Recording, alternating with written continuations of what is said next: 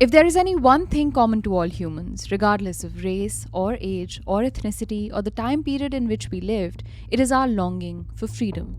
Freedom from coercion, freedom from oppression, freedom to choose, freedom to live.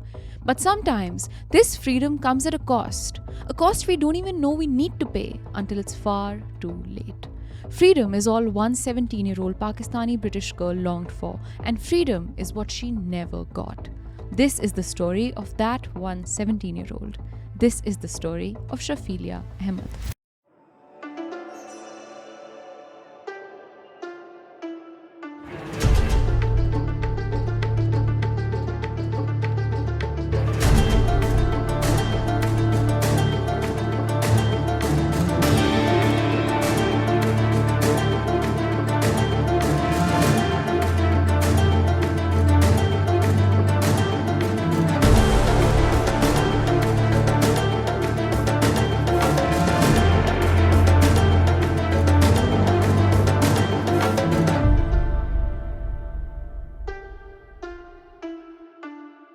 Hi everyone, welcome to the Desi Crime Podcast, a show where we dive deep into some of the craziest cases from around South Asia. I'm your host Aishwarya. And I'm Aryaan. And the case that I have for you today is heartbreaking. Ash, it's a case I've wanted to cover forever and you beat me to it. I did beat you to the punch, yes. Yeah, before we start this episode, I would urge you all to do something different from usual because Ash and I have this raging competition of our Instagram follow account. And it's not like we post a lot of content on our personal stuff. So we're not viral creators by that means. But if you watching this video can actually, follow me. More? Who do you follow me at Aryaan Misra.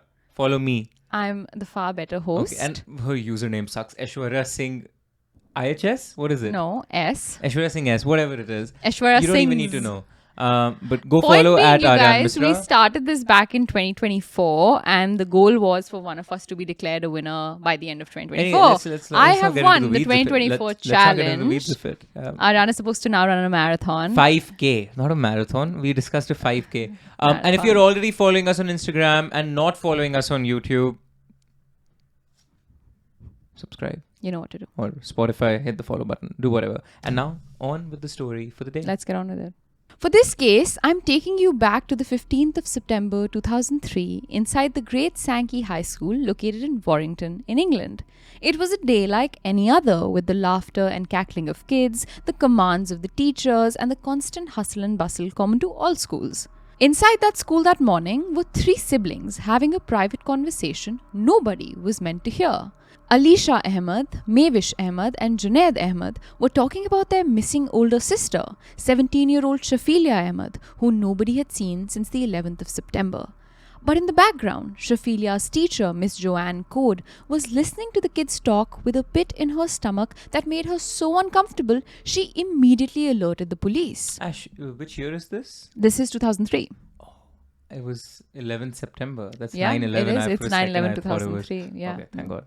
Now, maybe this behavior by Miss Code would seem abnormal to you. If you, as a school teacher, realize a student is missing and you only have this information from a conversation you overheard between other students, the first course of action is probably to call the parents of the allegedly missing student and ask them where their child is. But while that is the normal response, Miss Code knew Shafelia. She knew Shafelia was a straight A student who enjoyed coming to school, who enjoyed meeting her friends, who'd never skip class for extended periods of time voluntarily, especially because she so desperately wanted to get away from her life at home. That was as far from normal as it could be. Over the many years of teaching Shafelia and watching her in school, Miss Code wasn't the only teacher who had noticed signs of abuse on the girl. In the years prior, Shafelia had not shown up to school for a week and a half, which had prompted Miss Code to call her at home. Quote, "I'm worried about you. Do I need to be worried about you?" she had asked Shafelia when she picked up the call. "Yes," said Shafelia. When she came back to school days after this conversation, multiple teachers noticed the bruises on her neck and her split lip. On a separate instance, teachers had noticed bruising to Shafelia's nails, which looked chipped and ragged. It was these signs of abuse that had prompted Shafelia to run away once before, in February of 2003, 7 months before Miss Code heard this conversation between the siblings. Realizing their daughter was missing, Shafelia's father, Iftikhar Ahmed, had come down to the school where he yelled at Miss Code and threatened her with legal action if his daughter didn't return. His daughter didn't return voluntarily, but Iftikhar had managed to track her down as she walked with a friend to school and dragged her into his car. Now, it's not like Miss Code had done nothing with this information in the past. She had called social services to carry out an inspection of the Ahmed household on account of child abuse. When Shafilea was interviewed by social service workers inside her own home, she said she was fine and didn't need their help, and they left it at that. So this time, when Miss Code heard this conversation, she wasn't going to go to Shafilia's parents or social services. She was going to go directly to the police. And the police took what she had to say seriously. But considering the fact that Shafilea had run away from home before, the police needed to figure out what they were really searching for. A young girl who did not want to go back home, or a young girl who may never go back home alive. And for that, the police needed to visit the Ahmeds. The Ahmed household was a seemingly modest and happy one. Iftikhar Ahmed, a taxi driver by profession, and his wife, a housewife, Farzana Ahmed, lived with their 5 children, 4 daughters and 1 son, whom they raised in a home run by strict Muslim values. The struggles between the Pakistan-born parents and the British-born kids were ones we've seen in many of our cases before, and is a struggle not uncommon to Desi households in Western countries. It was a struggle of values and belief systems, a struggle over clothing choices and dating preferences and future life choices. These struggles would make it seem like Iftikhar was just an old Pakistani man out of touch with a new generation of young Muslim children. But interestingly, that's not true. Also born to a conservative family in the village of Uttam in Pakistan, Iftikhar's family had moved him to the UK when he was only 10 years old. He had lived the life his kids were now living as a young boy raised in a strict home, the values of which did not match the values of the world around him. His conflicts with his family were similar to the ones he faced with his own kids now, as he had fallen in love with a Danish Christian woman named Vivi Lone Anderson. Not only had Iftikhar fallen for a non-Pakistani, non-Muslim woman, but he even went on to secretly get married to her in 1980 and have a baby boy with her. A baby boy the couple named Tony. The 3 of them went on to live together in a home in Denmark, away from the influence of custom and religion and nationality. But this relationship was unacceptable to Iftikhar's relatives back in Pakistan, whom he came face to face with when he went back to Pakistan in 1985 when his mother passed away. And on this trip, something happened that, in my opinion, fundamentally changed the kind of man Iftikhar was. This trip was a setup. While his mother had really passed away, Iftikhar's family took this as an opportunity to guilt trip, coerce, and force Iftikhar into a marriage with his cousin, Farzana. The blackmail was so severe that Farzana, in front of the whole family, threatened to kill herself if Iftikhar didn't marry her on that trip. So yeah, wait, Farzana really wants to marry Correct. this guy, She does. her cousin, Yep. who Is already married. already married, Yep. and the family knows about The family this. knows about And this. what is this family's insistence about this particular cousin? Why do they really want You her know to how get married? sometimes in Desi households, like matches are made when you're much younger, and they're based on sort Got of it. preference of family members, alliances. In So like terms of over the years, business. they've romanticized in their Correct. heads. And even in Farzana's head, which is what makes Iftikhar the Right. person she wants to end up with.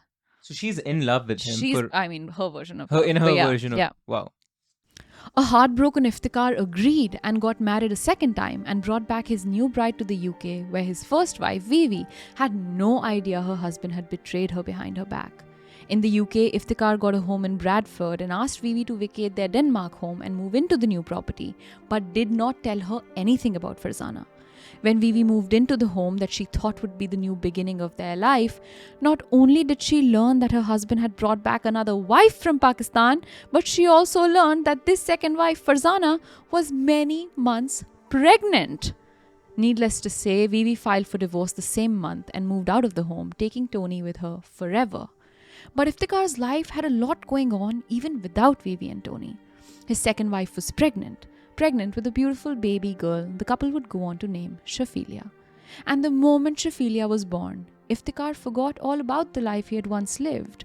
His only duty now was to make sure his daughter grew up in a home of, quote, strict Islamic guidance, a phrase he himself used upon Shafilia's birth in 1986. Do we know why? We don't know. No, it's... So that's where you think the the switch The happened in switch was that Pakistan. trip. And a lot of people say that Farzana was the one who brought back very strict Muslim custom into this household. And she was the one who would constantly nag even Iftikhar for the life he had once lived. And she's the one that kind of transformed this man into almost this sort of monster. Now, I don't know if that's like sexism, blaming it on the woman or what.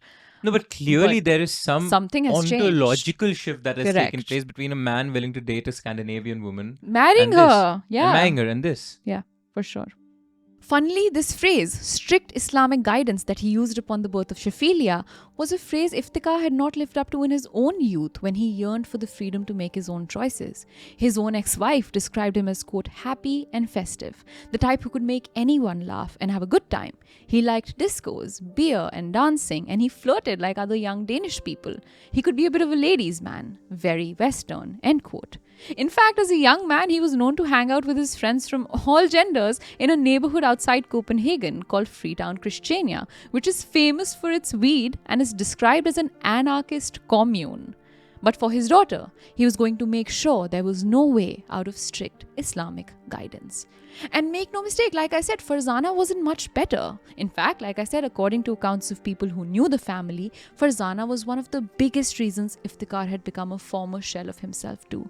She brought with her a set of values so stringent, neither Iftikhar nor Shafilea ever stood a chance at freedom. Just the only case that I think of where this sort of dynamic has taken place before is Anu, the Australia case where Right. Anu, sort of eventually goes on to kill her boyfriend Right. at the time, but her boyfriend initially used to be described by the friends as this very, outgoing person. He was, And then something the man of changed. the party, and then he became the Right. word was literally a shell of his former self. And I think there are two ways of dealing with a presence like Farzana's. For Iftikhar, it's fundamentally changing who he is. For Shafilea, like we'll see, it'll be rebellion. Yeah. And that's the only way out to a young Yeah. person like her. And so Iftikhar fundamentally changed who he was in the presence of his wife. But for Shafilea, that wasn't an option. The older she got, the more the tensions in the home rose. And being the oldest child of the family, the brunt of the conflict fell on her. This is a phenomena we've seen before in many other cases of this kind, where the oldest child always bears the brunt of the abuse, because the oldest child is usually the first one to start revolting. They're the first one to realize that life in the shadows of one's parents isn't good enough. By the time Shafilea turned 11, she had already run away from home once with a sibling of hers. The family alerted the police and a hunt was carried out for the children. But by the evening that day, they both returned home and the police did nothing else to find out why two children had run away in the first place.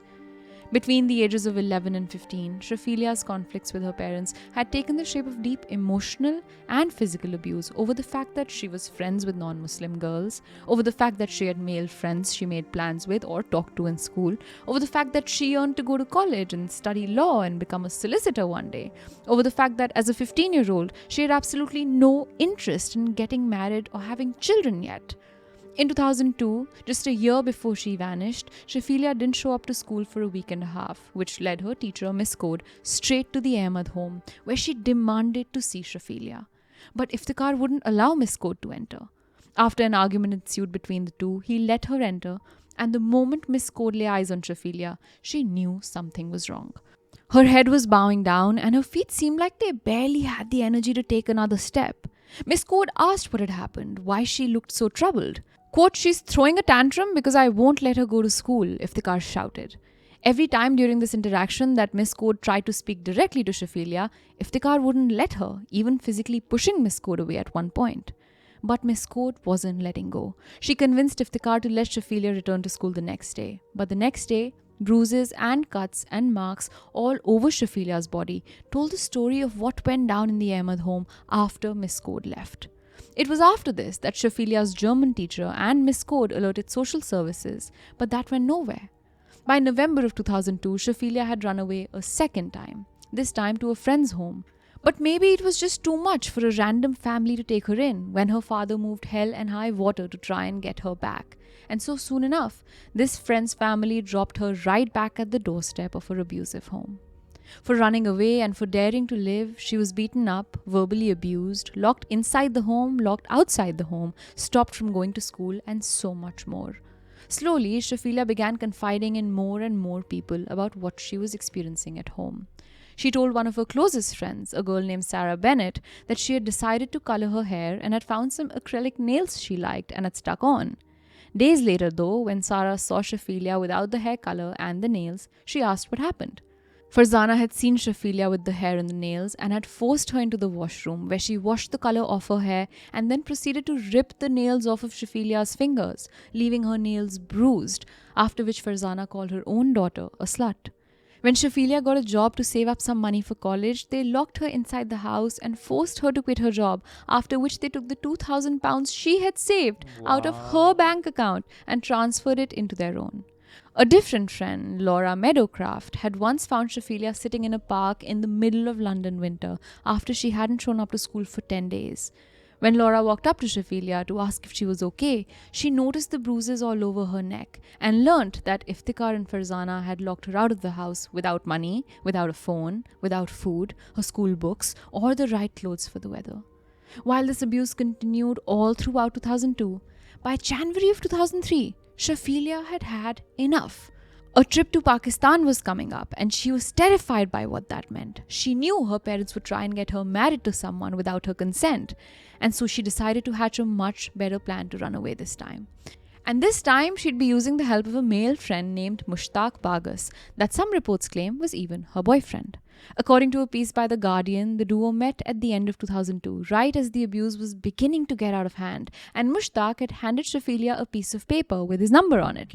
How old is Shafilea roughly at this point? She's 17. She's 16 in 2002, 17 in 2003. Okay. Eventually, Shafilea had confided in Mushtaq about everything she was experiencing. And now, by early 2003, Mushtaq was going to help her escape to his brother's home in Blackburn. Shafilea had packed a suitcase with everything she thought she needed, including all her school books and uniforms, and had snuck out of her window at night after her father had locked the house down. After this, the two of them ran off to Mushtaq's brother's house and then to a bed and breakfast where Shafilea felt safe for the first time in a very long time. But in the background, her father had reported her missing and the police were on a hunt for her. This was the incident where Iftikhar had even shown up to school and accused Miss Court of poisoning his daughter against the family. But it wasn't the police that would find her. It would be the one person she possibly never wanted to see again, her father. As Shafilea walked to school with a friend, she saw her father's taxi in the distance. Quote, "She was just petrified and froze, as did I," recalls the friend who was walking with Shafilea. "He got her by the arm and just shoved her into the car and told me to get out of the way and keep out of it. She was crying hysterically," end quote. This friend ended up running to school and telling the police what she had witnessed. And the police did talk to Shafilea, but they talked to her with her father nearby. Yet again, out of fear, Shafilea ended up telling the officers that she has had problems at home with her parents, but that she was okay now and would be happy to return home. With this escape attempt failing too, Shafilea didn't have many other options remaining. But she had one last idea in mind. Instead of running away only to be brought back again, on the 5th of February 2003, she filed for a petition to be declared homeless and even met with a homelessness officer named Anne Marie Woods. Anne Marie remembers the encounter with Shafilea, where she opened up about how she was abused, with one parent holding her down and the other beating her up. But the thing she was most afraid of was the marriage her parents were arranging for her to a cousin from back in Pakistan who was a decade older than the only 16-year-old Shafilea. After this report, Shafilea was taken into the custody of social services and even placed in a care home where she found peace for a fleeting moment again. But if Shafilea was unrelenting in her pursuit of freedom, her family was unrelenting in their pursuit of stifling it. One day, on her way back to the care home from running an errand, she again noticed Iftikhar's car in the distance, and she knew her stint at freedom was over just 5 days later. In broad daylight, Iftikhar grabbed her arms and tossed her in the back of his taxi, only to lock the doors behind her, turning on the child lock, preventing her from escaping. 8 days later, on the 18th of February, Iftikhar and Shafilea stood at Heathrow Airport with their bags packed, on a flight to Pakistan, where Shafilea's worst fears awaited her. Farzana and the rest of the kids arrived at Heathrow to make the same journey just 10 days later. In Pakistan, Iftikhar was doing to her exactly what was done to him. He was hell-bent on getting his, quote, out-of-control daughter married at the age of 17. And so, in front of the whole family, Shafilea was presented as a bride-to-be to her much older cousin. But she wasn't going down without a fight. She refused to marry the man that had been chosen for her, crying, screaming, and pleading in front of everyone to just let her be and return to the UK. But nobody was listening. If Iftikhar was controlling, this was the family that had turned even him into a victim. And so, when left alone in her room to come to terms with her future, Shafilea did the only thing that made any sense to her. She picked up the bottle of bleach lying in her room and she drank it, hoping it would be the end of the torment forever. But life had different plans. Shafilea survived, but with her throat, vocal cords, and stomach severely damaged from the bleach, she posed a huge problem to Iftikhar and Farzana. She wasn't fit to be married in this state. She needed proper and urgent medical attention, the kind she could only get back in the UK, not in a rural village in Pakistan. She needed to be taken back. When people back in the UK asked what had happened to Shafilea and why she was in the hospital, the family told an elaborate story about how there was a power outage in their village, which caused Shafilea to confuse the bleach for mouthwash, a story very few truly believed. If any part of you is inclined to think that this story might be true, we have accounts of people who spent those months in the hospital with Shafilea, and they're harrowing. A patient who occupied a hospital bed next to Shafelea's remembers asking her one day why she had drank the bleach. To this, Shafilea didn't give the story of the power outage and the mouthwash. She said, quote, "You don't know what they did to me there," end quote. An Asian nurse at the hospital who was assigned to Shafelea's case also came forward to claim that Iftikhar had threatened her and told her to tell all of the white nurses in the hospital not to give information about Shafilea to anyone other than her parents. This nurse went on record to describe the Ahmed family as a loveless family, one where the children were, quote, "too frightened to speak." As Shafilea spent months in the hospital and in intense recovery, her cousin from back in Pakistan took the marriage offer back, a move that got Iftikhar a lot of flack from his family because of his daughter's actions, and made Iftikhar only more angry towards Shafilea. He was slowly reaching his tipping point. And then came the 11th of September 2003, the day that changed everything, the day that Shafelia Ahmed vanished into thin air. By the time Miss Code overheard the conversation between the three Ahmed siblings inside the school halls on the 15th of September 2003 and alerted the authorities, Shafilea had already been missing for 4 days. When the police arrived at the seemingly normal Ahmed home to inquire on Shafelea's whereabouts and to help bring her back from wherever she had run away to, what went down in front of their eyes made all of the responding officers very uneasy. For starters, as the police officers stood at the door and knocked and rang the bell multiple times, nobody came to open the door. When, despite repeated knocks and calls, the door didn't open, one of the officers went to find a back entrance of the home, which also was locked, but from that door, the officer heard a conversation taking place inside. An angry Farzana could be heard telling all of her children to stay upstairs and not talk to the police no matter what happens. Odd, the inspector thinks, especially considering they were there to help find their daughter. But maybe Farzana had her reasons. The officers continued knocking and then the door finally opened. And inside met them not too sad or panicked or worried parents. They met a calm and composed and cold couple that seemed barely interested in giving the police any information. Their faces seemed so expressionless, only turning to an expression of disgust every time the police asked questions about a possible boyfriend or what she was wearing the morning they last saw her. In their conversations with the Ahmeds, the police also had one huge nagging question they needed an answer to. Why hadn't they reported their daughter missing? The police had records of all of the other times that Shafilea had run away in the past, and this could also be another attempt by her to run away. But what was different this time was the behavior of the parents. Every time she ran away in the past, a missing persons report was filed. They panicked. They panicked. Showed up at school. They called her countless times. They called the police. They called all of her friends. And this time it was just pin drop silence. Pin drop silence, and their behavior also, like, there is no panic. There is no panic. None. Yeah. Like I said, all of the times in the past, Iftikhar and Farzana had moved the world to find their runaway daughter. They had alerted the police, called her mobile phone hundreds of times sometimes, hunted down her friends, shown up to her school and threatened her teachers. But this time, there was nothing. To this question, Iftikhar had an unconvincing answer. He said that the last time she had run away, he had contacted the police and someone from the department had told him that since Shafelia was 16, the police weren't responsible for finding her. And so this time when she disappeared, the family just chose not to call the police. Despite how odd this answer was, Shafelea's history of running away meant the police didn't suspect the family a ton. They only marked them as persons of interest and began a city-wide hunt to find Shafelia. The last time the family had seen her was on her way to school on the morning of the 11th, after which they know she made her way to a local call center where she had gotten a new job to save up some money. But after leaving the call center, she was nowhere to be found. And that was the area where the police began their search. Cadaver dogs, search parties, everything was put into place, and a vigorous social media campaign began where common citizens across London began to keep an eye out for Shafelia. British actress Shobna Gulati came forward too to raise alarm over the disappearance and ended up becoming the torchbearer for the campaign, preventing the public from forgetting Shafelia. Gulati even gained access to some poetry written by Shafelia and read some excerpts out at a press conference. One poem titled Happy Families read, "All they think about is honor.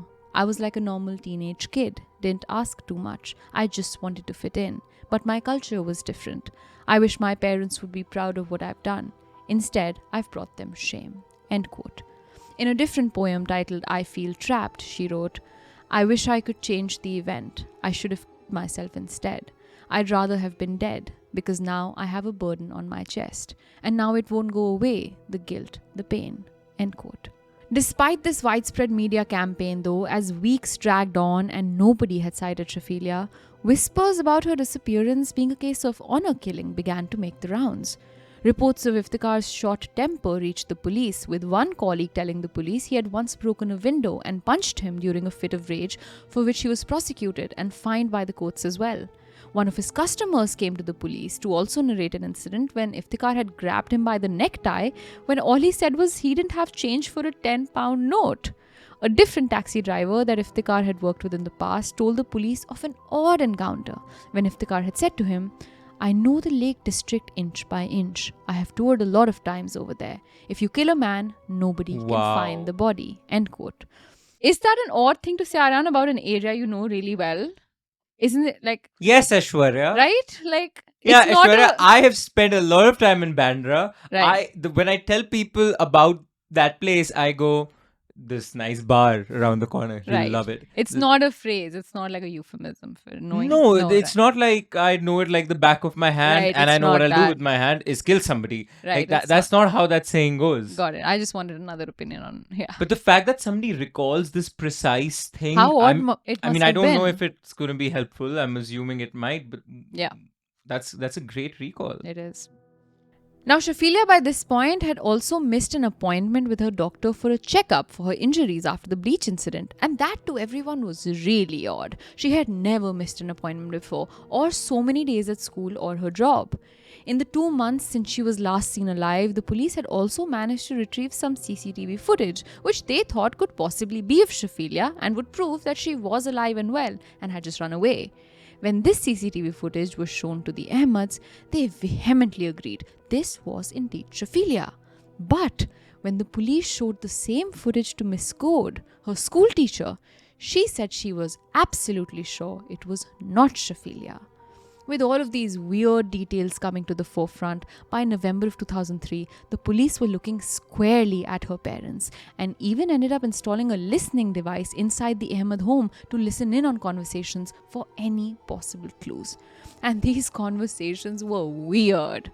While we don't have information available on what exactly the police heard and for how long they had the house bugged, we know that during one conversation, Iftikhar could be heard saying that the system in the UK revolves around proof. And quote, "Without proof, even if you sister kill 40 people, until it is found, they can't do anything to you." End quote. During a different conversation that the police heard, Iftikhar and Farzana discussed what would happen to them if the police ended up searching their car and found DNA evidence inside it. As 2003 neared its end and 2004 began, the police were only beginning to make sense of all of this information and new evidence that was now coming their way, when, on the 4th of February 2004, the police get a call. During a post-flood maintenance check on the banks of the River Kent in the village of Sedgwick, Cumbria, workers saw something in the distance that looked like bones. Now, this is a post-flood river in the middle of nowhere English countryside. These remains could be of any kind of animal, and that is exactly what the workers first thought. But as they stepped closer, covering their mouths to save themselves from the decaying smell, they realized these remains belonged to no animal. The bones adorned pieces of jewelry, a gold zigzag bracelet and a blue topaz ring that the workers quickly realized would have once belonged to the girl who lay lifeless on the banks now.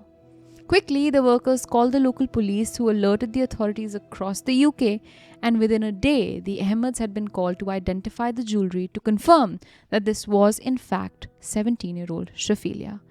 When the autopsy was conducted, dental analysis further confirmed beyond a doubt the girl all of London had been on a hunt for was now no more. Dr. Alison Armour, the pathologist who conducted the autopsy, also confirmed what the police and the whole country had begun to suspect. Shafilea had not died a natural death. Quote, "In this case, death has occurred elsewhere. The most likely cause of death would be smothering or strangulation, ligature or manual, or an element of both," said Dr. Armour. But since the body had lay outside in the elements for 5 months now, no other conclusions about the cause of her death could be drawn.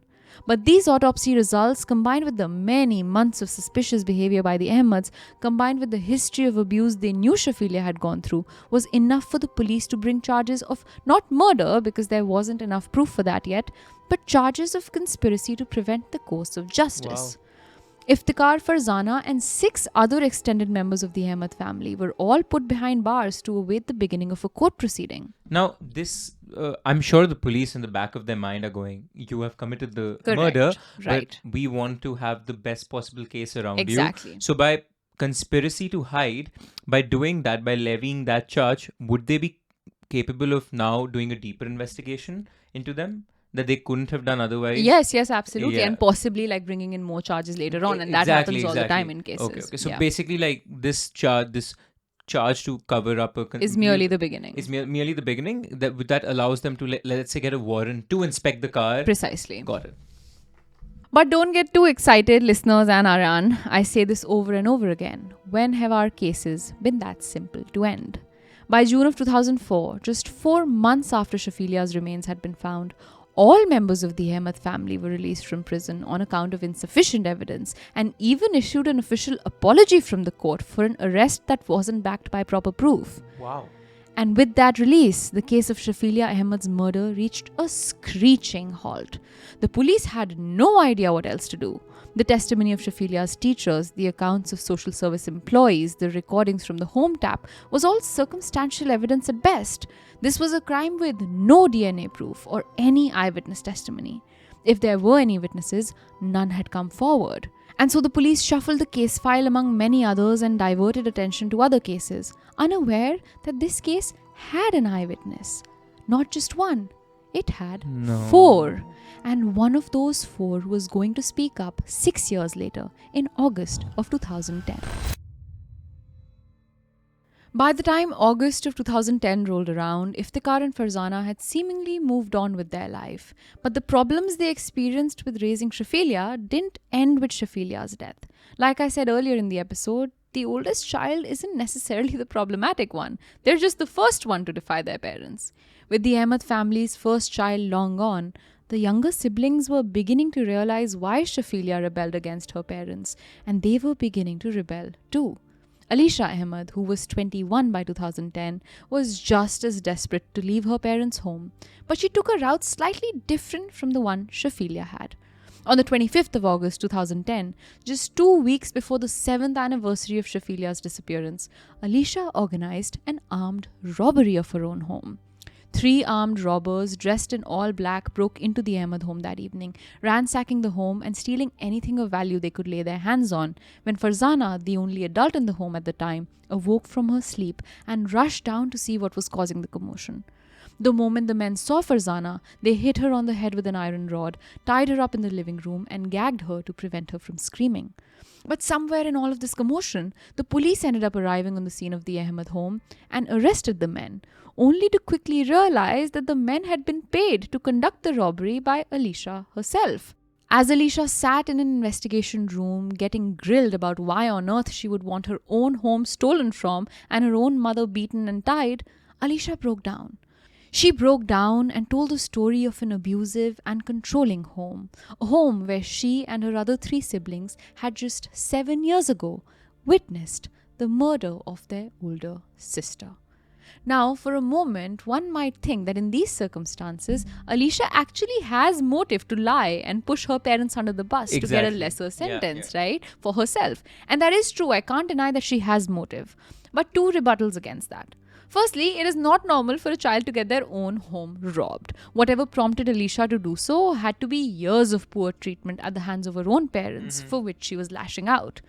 Secondly, when Alicia actually dives into what she remembers from the day of the murder, she goes into such detail that I find it hard to believe that she's making it all up. She is just 21 at this time, after all, she isn't a seasoned criminal. And it is these details given by Alicia that make the police reopen the case of Shafelea's murder and arrest Iftikhar and Farzana. In court, in front of all of Shafelea's friends and all of her siblings and her parents and extended family, Alicia gets on the stand again and recounts what she knows and saw. She tells the court that the day of Shafelea's disappearance began as usual, with all of the kids waking up and wearing their traditional Pakistani clothes to go to school. Shafelia, though, snuck a pair of jeans, a lilac t-shirt and a hooded cardigan in her bag that she wanted to change into after school for her work at the call center. Like every other day, the kids went to school, and once school was over, Shafelia changed into her Western clothes and headed to the call center where she spent a couple hours working. But on this day, she made a small mistake. After her call center shift was over, she forgot to change back into the clothes she had left the house in the morning. And so, as she stepped out of the call center in her jeans, Farzana, who was waiting in the car outside to pick her up, raged from within. Her daughter had defied her yet again. She had dared to wear tight-fitted jeans and a t-shirt that hugged her body. Throughout the car ride back home, Farzana berated Shafelia for going against tradition and bringing the family dishonor once again. And upon reaching home, Farzana recounted the events to Iftikhar. Iftikhar's anger was even more explosive than Farzana's, and once he saw his daughter dressed the way she had, his rage knew no bounds. He and Shafelia ended up in an argument that echoed through the walls of the Ahmed home, prompting all of the kids to rush down and see what had happened this time. But little did the kids know, this argument was going to be different. At some point in the middle of this scuffle between Iftikhar and Shafelia, Farzana said the words that would forever change the course of their lives. 3 words that Alicia heard that remain etched in her brain. Finish it here. No. The moment Farzana said this, Iftikhar brought out a plastic bag that he put over Shafelia's head and then put his hands around her neck. Alicia remembers seeing her sister's eyes, quote, wide in shock, and her legs kicking frantically as she gasped for air. Alicia didn't watch Shafelia die though. The moment her baby brain realized things had gone way past their usual normal, she ran upstairs and hid inside her room's washroom. But from the washroom, she heard her mother scream at the remaining children. Farzana told the kids to tell everyone that Shafelia had run away and even threatened the other children with the same consequences if they ever spoke up. But Alicia remained hidden in the washroom, where hours later, from the bathroom window, she saw her father carrying what she assumed was Shafelia's body wrapped up in plastic trash bags with lots of tape around into the family car. A part of Alicia was forever broken that day, and she tried to tell people about it. The next day in school, she told some of her closest friends what she had seen, but later, out of fear, she told all of them she had just made the story up. A week later, after Miss Code alerted the authorities and the police descended on the Ahmed home, Alicia lied and gave them the story she had been told to give, that Shafelia most likely ran away, as she had countless times in the past. As Alicia narrated all of this to court, Farzana cried, but Iftikhar's face looked as cold as the day he had killed Shafelia. Up until this point, the picture I had painted in my head was one of an angry father who, in a moment of anger, of a pure rage, beat her, hit her and knocked her down. Right. And she hit her head. I don't know why I visualized this.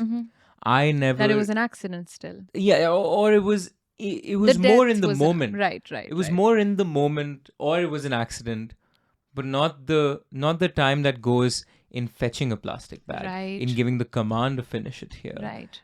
I mean, In telling the kids to hide it. imagine how much, it's brutal enough to hit your kids. Yeah. Imagine how much more brutal it is to wrap a plastic bag over their head and watch see them die. and watch them die. Yeah. Uh, It's crazy to me. yeah, and again, it's evil. I mean, I don't. I talk often about how I don't believe in there being an evil, but I don't know what else to describe Some this. cases really make you rethink that. Yeah.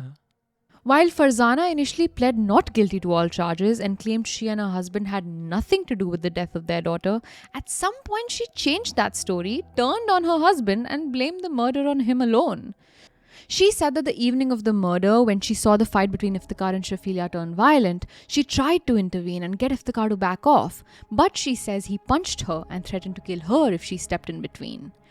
Stay out of it if you care for your dear life and that of your children, is what he said to her. And so Farzana backed off and watched her daughter get murdered. Yeah, I don't believe this. I don't believe that either. Yeah, I don't believe this for a second because, whoa, you decide to step in now. Right. After years of torturing your daughter and so I don't believe that, and I trust the kid for what she's saying. So all of that, I think there's one more layer.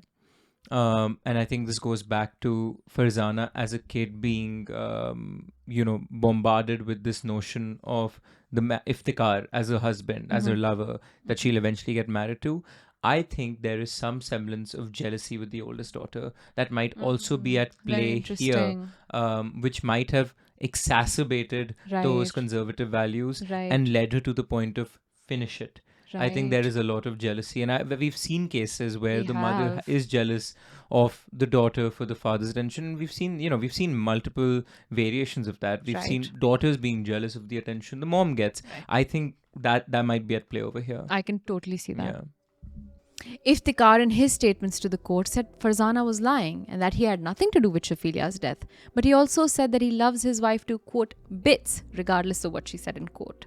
The saddest part is that while those who truly loved Shafilea, like Alisha, came forward and gathered the courage to tell the truth, two of the Ahmed siblings have chosen to stand with their parents, Mavish and Junaid. But we know from accounts of their friends that they are lying. Mavish, for example, had confided in multiple friends about the abuse she had endured at home and the fact that she too had witnessed the murder. Her former best friend Shaheen Munir came forward to tell the world what Mavish had told her. Quote, Maeve used to tell me about the violence at home, but there was always something she couldn't bring herself to say. I told her that if she couldn't say it out loud, she could write it down and give it to me instead. She was never really allowed out by herself, but one day she texted me and told me she was going into town with her mum. She said they were going to H&M, so I went there and started looking through clothes, keeping my head down. I was looking through a rail when Maeve and her mum walked past, and as Maeve walked past, she dropped a letter on the floor. I picked it up quickly and walked out of the shop as fast as I could. The letter said, I'd do anything to change that night. I wish I never seen, but I did, and Alisha did, but just sat there and watched. I even seen the suitcase they took her in. They knocked me over and smacked me because I seen. End quote. Now obviously, when Shaheen told the court this, Mavish said these were just the ramblings of a young girl who had no idea what she was talking about. But Shaheen doubled down. She told the court that the day after she got this letter from Mavish, she met her in a park. Quote, she was completely terrified, watching every car that drove past, thinking it might be her dad. I gave her the letter and said, I want you to read it out loud to me. But she couldn't do it. She broke down completely. I couldn't tell anyone either because Maeve's parents used to threaten her that she would be next if she told anyone. She was a victim too. After that, Maeve would talk about Shafilea, her nice memories of them together, as well as everything they went through. She told me that Shafilea was treated the worst out of her sisters and brothers. She was the most, quote, trouble. Shafilea sometimes wasn't allowed to eat, and other times they'd leave her outside in the rain. It was caused by things like her having a mobile phone and speaking to boys, wanting to wear makeup and heels. For her family, those were big problems. The thing that triggered the argument the night she was killed was that she went out in just a t-shirt without her coat. End quote. In fact, Mavish had gone so far as to tell Shaheen that if something ever happened to her, Shaheen was to take Mavish's private diary and give it to the police. But by the time the court case began, both Mavish and Junaid had retracted all of these statements. Junaid had even turned on his mother, calling her a liar after she said Iftikhar had killed Shafilea. But what is perhaps a silver lining in this case is that even without the testimony of Mavish and Junaid, the case against Iftikhar and Farzana was strong. After a 1.5 year long court case, a verdict was finally read to be announced by Justice Roderick Evans, and his sentencing remarks sum up this case the best. Quote, the jury has found you both guilty of the murder of your daughter Shafilea. She was 17 years of age when you killed her. What was it that brought you two, her parents, the people who had given her life, to the point of killing her? You chose to bring up your family in Warrington, but although you lived in Warrington, your social and cultural attitudes were those of rural Pakistan, and it was those which you imposed upon your children. Shafilea was a determined, able, and ambitious girl who wanted to live a life which was normal in the country and in the town in which you had chosen to live and bring up your children. However, you could not tolerate the life that Shafilea wanted to live. You wanted your family to live in Pakistan, in Warrington. You killed one daughter, but you have blighted the lives of your remaining children. Alisha escaped, but she is unlikely to be able to avoid the legacy of her upbringing. Mavish, after a period of trying to live independently, was recaptured and brought home, and has since become compliant with your wishes. She came to court and was placed in the sad position of having to deny her own words in order to try and help her parents. X was 7 when she saw Shafilea killed, and it is difficult to say what effect that has had upon her or will have upon her in the future. As to Junaid, he remains supportive, especially of you, Iftikhar Ahmed. Whether that is simply out of filial affection or the result of the warped values you instilled in him, it is impossible to tell. There is only one sentence that I can impose upon you, and that is a sentence of imprisonment for life. Wow. End quote. Upon hearing the sentence announced, Shafilea's friends cheered with joy and read their own statement to the parents. We have waited for this day for many years. We have watched as her killers roamed free. Yet today we have heard those important words. Words that have finally brought our friend the justice she deserves. If there is one thing we pray will come from this, it is that her beautiful face and tragic story will inspire others to seek help, to make them realize that this kind of vile treatment, no matter what culture or background someone is from, is not acceptable, and there is a way out. End quote. 2025 will mark 22 years since the day Shafelia Ahmed was killed in cold blood, in the home she was to feel safest in the company of people she was to feel most loved in. While her parents rotting in prison is one form of justice, true justice will only be served when every Shafelia walking this world today will experience true freedom, the freedom to dress and laugh and walk and love and study, the freedom to live. If you like what we do here at Desi Studios and absolutely love what we're wearing today, this is merch you can go buy all for yourself. You can buy this Desi Crime merch in our YouTube store on the link down below at Karak Merch. Keep the engines at Desi Studios rolling so we can pay our videographer right behind the camera to make these amazing episodes just for you.